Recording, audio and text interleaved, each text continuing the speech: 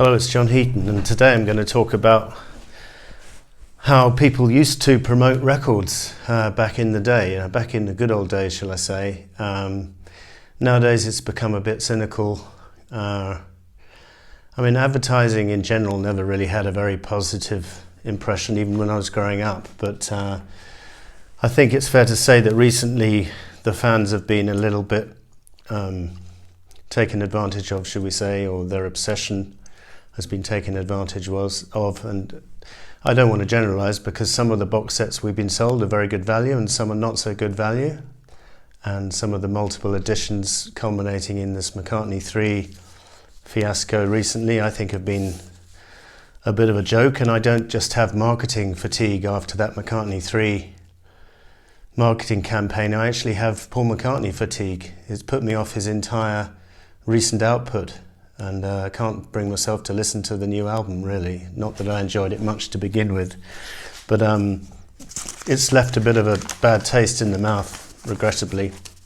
But it wasn't always like that, and I want to take you back to how it was before. Marketing has been going on from the Beatles through to McCartney 3, has never stopped. It's not as if they didn't promote records, they just did it in a bit more, mostly more tasteful manner, sometimes a bit cringeworthy, as we'll see. Obviously they used to promote records with tours.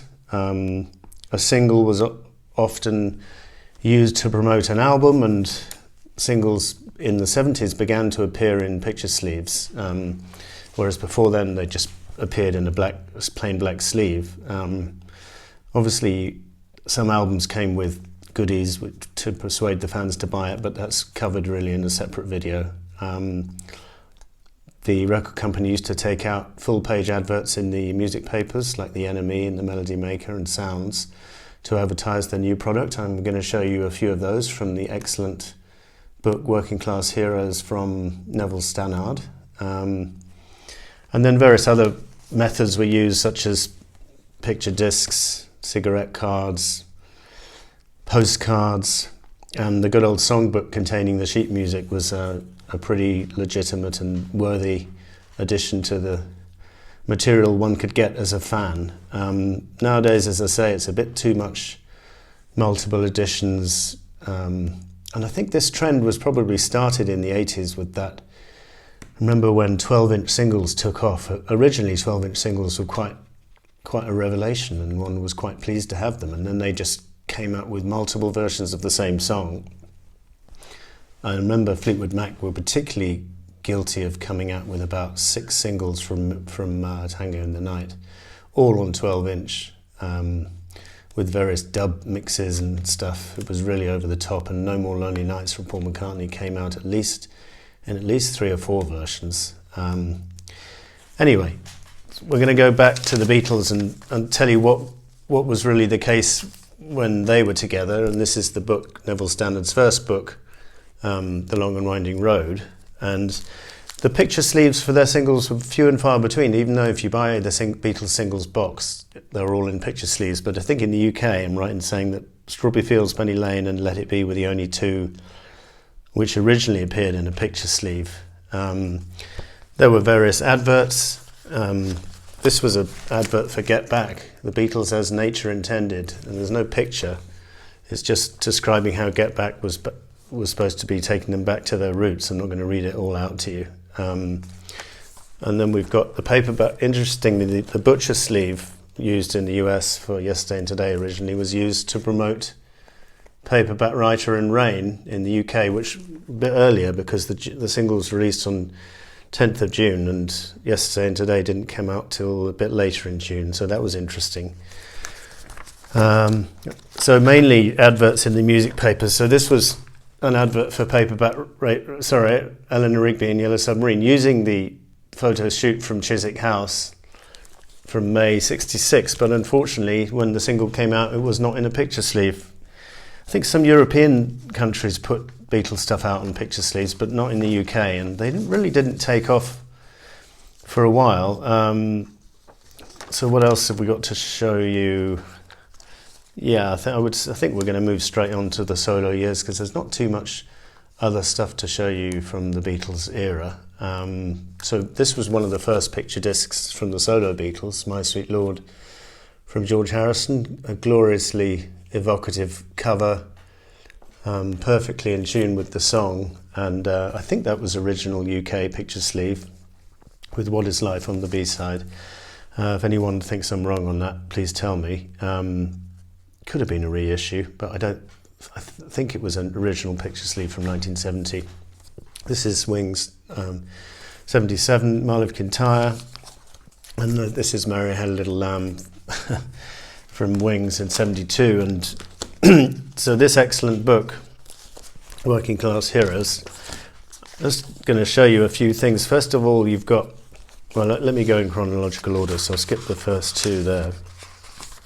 Go to Sometime in New York City.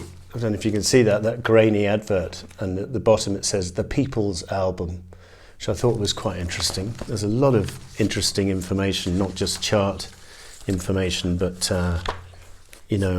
original posters for the singles. Listen to this ad advertising whatever gets you through the night, and that was a whole campaign. Listen to this poster, listen to this ad, listen to this badge, I think was another one. Give Ireland Back to the Irish. There's a full page advert here saying banned everywhere, and probably trying to sell records on the back of the fact that it was banned, which I think probably did help sell. And then this one, Mary Had a Little Lamb, from your old chum's Wings, which I thought was a bit twee.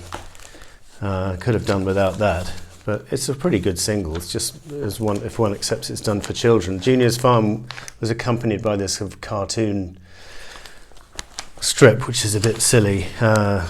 London Town was promoted by adverts like this saying Backwards Traveller, just one of the 14 tracks from Wings London Town, which I thought was quite an interesting way to promote the album. And then similarly, London Town, one of 14 tracks from Wings London Town.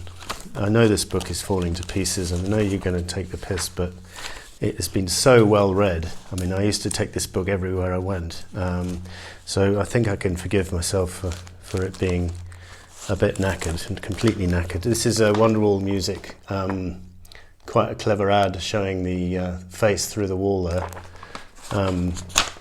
Sorry if I'm not holding this up very well. Give Me Love did not appear in a picture sleeve, but this was the full page advert for it. That would have made quite a nice picture sleeve in itself. Same with Material World. Good advert, full page advert there for Material World. And then we have a nice painting to illustrate this guitar. But when the single came out, at least in the UK, it wasn't even in a picture sleeve. Whilst we're on the subject of Material World, I just want to show you this picture of the Material World there on the billboard in Los Angeles, I think it was. I love seeing pictures like that. You wouldn't see that these days because albums don't mean anything in comparison. But moving on to Paul, so I'm going to show you some pictures from this archive set, the Band on the Run archive set, which was more or less the first I bought. First of all, you've got the alternative covers from US and Canada, with Denny in the middle there on the Canadian issue and the US issue, as opposed to the UK. Did I say Canada? US and Canada were one way and UK was the other. Here's the Band on the Run advert there in Los Angeles again, which is great to see. I think I remember seeing Abbey Road advertised that way. Then we've got this full page advert for Band on the Run, which I thought was quite clever with the cage. And then we've got a slightly provocative image for Jet with the naked woman. It's a pretty blatant way to promote a record, just put a picture of a naked woman. I mean, I'm not offended by it, but I think it's a little unnecessary. After all, the song wasn't really about sex, as it were. But anyway, I'm not criticising too much. Then we've got Junior's Farm they went to the trouble of doing this whole photo shoot with the sea lion and then didn't even make a promo video for it. I mean, they appeared on Top of the Pops, I think, but I don't think they made a proper video, certainly not in these costumes. I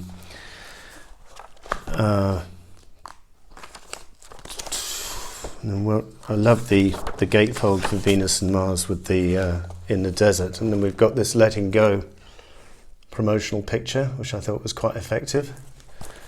And the last thing to show you from this book is, just the promotional poster for Junior's Farm, using one of those pictures from that session I was showing you. So that was Paul. And then from Speed of Sound, this is very interesting because you've got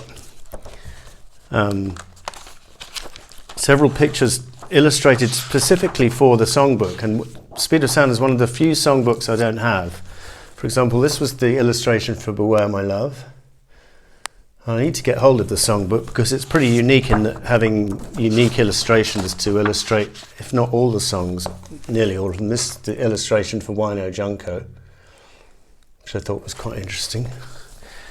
And then we've got a little illustration for She's My Baby. There. So, well worth picking up the songbook, not only to learn the songs on the piano, but to see those. This songbook from George Harrison has a poster of the inner sleeve, the gatefold in the back, which I still haven't taken out of the thing there. This London Town songbook comes with these nice labels at the front. They're not, you can't take them off, they're not stickers or anything, but it's nice to have these unused labels here.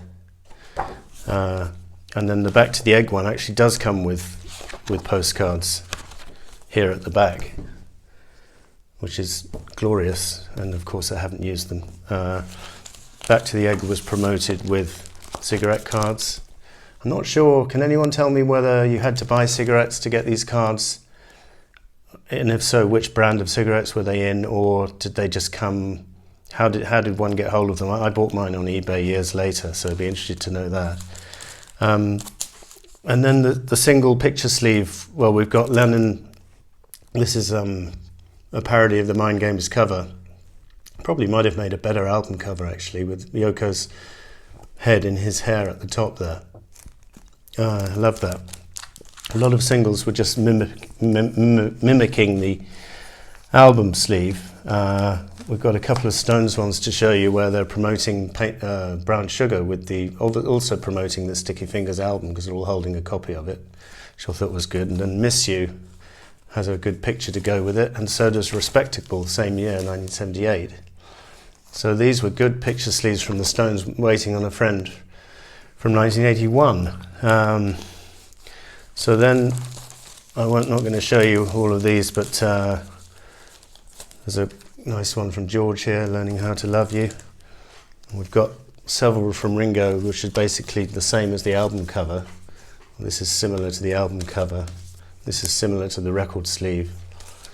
Again, similar to the album cover. Same session as Blast From Your Past, front cover there. Same rotogravure front cover, and from the same session as rotogravure front cover.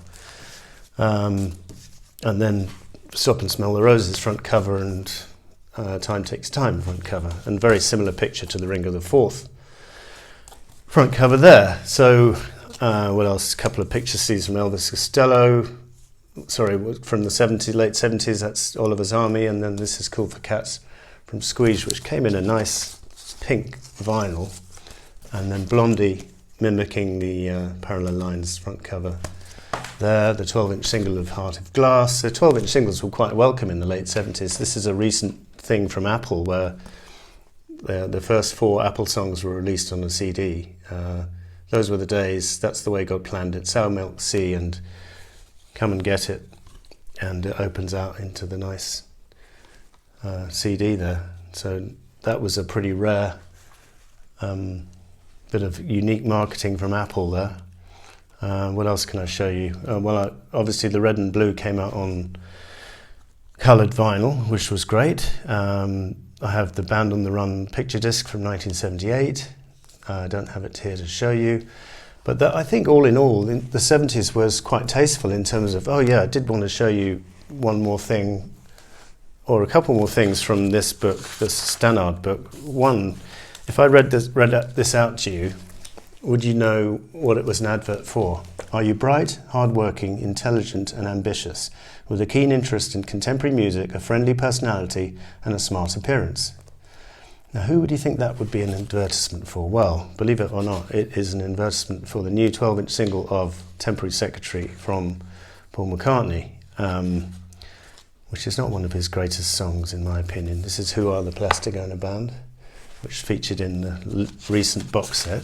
And then this is probably my favourite out of all. When Mull of Kintyre got to #1 in the UK, the MPL put out this full-page advert in the music press saying Mull of Kintyre is #1, and it's signed by Paul, thanks a lot, Denny, thanks a $500,000, and Linda, up your kilt. I just think that's brilliant, and this was a time when charts mattered. Anyway, that was my little foray into 70s promotion and touching on the 60s as well. As I say, altogether more tasteful and more restrained than we have today. But it was a different world, different time. Thank you for watching. We'll see you next time.